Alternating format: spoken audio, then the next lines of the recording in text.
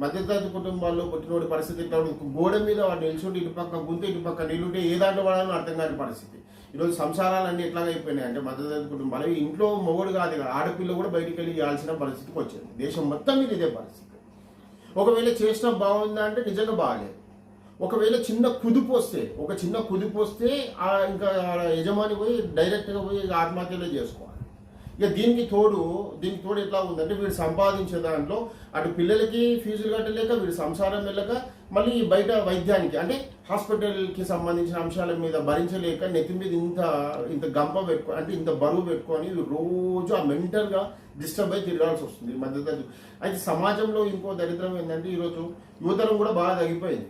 యువతరం కూడా ఇప్పుడు యువతర అంటే యూత్ ఆలోచనలు కూడా ఎట్లా ఉన్నాయంటే ఈ సమాజ స్థితిగతులన్నీ వాళ్ళు చదువుతున్నారు కదా, ఆ చదువుకున్నడికి కొంచెం జ్ఞానం ఉంటుంది, వాళ్ళు పోయి సమాజాన్ని బాగా చదువుతూ ఉంటారు. ఆ సమాజంలో వీడి ఇంటి సంసారాలు కూడా కనిపిస్తూ ఉంటాయి. వాళ్ళకి కనిపించేటప్పటికి వీడు ఏమనుకుంటాడు, వద్దురా నాయన మా ఇంట్లోనే ఈ పరిస్థితి ఉంది, మళ్ళీ నేను ఏడపిల్లి చేసుకోవాలి, పిల్లల్ని కనాలి, నా పిల్లల్ని కంటే వాళ్ళ చదువులు వాళ్ళ సాగులకి వాళ్ళ ఏమైనా చిన్న హాస్పిటల్కి సంబంధించిన అంశాలు వస్తే నా వల్ల కాదు, నేను తట్టుకోలేను, ఇప్పుడున్న కాడికి చాలా నేను హాయిగా ఉన్నా, నాకు జీతం వస్తుంది, కొంచెం తింటే బతుకుతాం. ఇది పరిస్థితి దేశంలో దాదాపు ఇప్పుడు ఉన్న యువతరానికి ఇదే పరిస్థితి వచ్చింది. ఒక్క పేపర్ చూడండి, ఒక్క పేపరు భారతదేశంలో ఎంత పెద్ద సంసారాల్లో చిచ్చు పెట్టిందో చూడండి. ఒక పేపర్ మీద పెరిగిన జిఎస్టీ వల్ల. ఈ పేపర్ మీద జిఎస్టీ పెరిగితే ఏమైపోయింది? దేశంలో ఉండే ప్రైవేటు స్కూల్స్, ప్రైవేటు కళాశాలలు అసలు ఇక హద్దు ఉండదు వాళ్ళకి. హద్దు అంటే ఒక హద్దు అనేది ఉండదు. ఈరోజు ఒక లో కాస్ట్ 5,000 ఒక పుస్తకాలు మనం స్కూల్లో చూడండి, వాళ్ళ అజమాయిషి ఎట్లా ఉంటుందో. పుస్తకాలు మాదైనా కొనాలి, షూస్ మాదైనా కొనాలి, belt, tie, A to Z బట్టలు మాదైనా కూడా అన్ని మాదైనా కొనాలి. రేపు వింటారా వీళ్ళు మన మాట? వినరు, ఖచ్చితంగా వినరు. రేపు లో కాస్ట్ 5,000 నుంచి ఒక నర్సరీ పిల్లోడికి 5,000 నుంచి 10,000 వరకు నువ్వు అక్కడ ఏం చేసుకుంటావో తెలియదు, నీ బతుకు ఆగం చేసుకుంటావో లేకపోతే బస్ స్టాండ్లో అడగ తింటావో నాకు తెలియదని ఈ డబ్బులు కడితేనే నేను మీకు పుస్తకాలు ఇస్తాం అన్న పరిస్థితులు ఉంటుంది.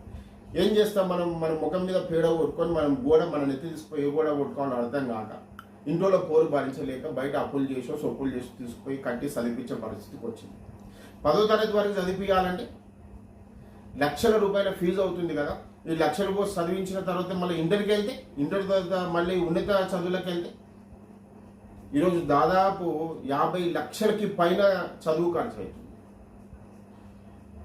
అంటే దీంట్లో ఈ 50 లక్షల పైన చదువు ఖర్చు ఈరోజు మొత్తం ఒక రేంజ్లో ఆట ఆడుకుంటున్నాయి ఈ కళాశాలలన్నీ, ఈ ప్రైవేట్ కళాశాల. మళ్ళీ సంసారులాగా చెప్తారు బయటకు వచ్చి. వీళ్ళు చేసే సంసారితనం ఏముండదు.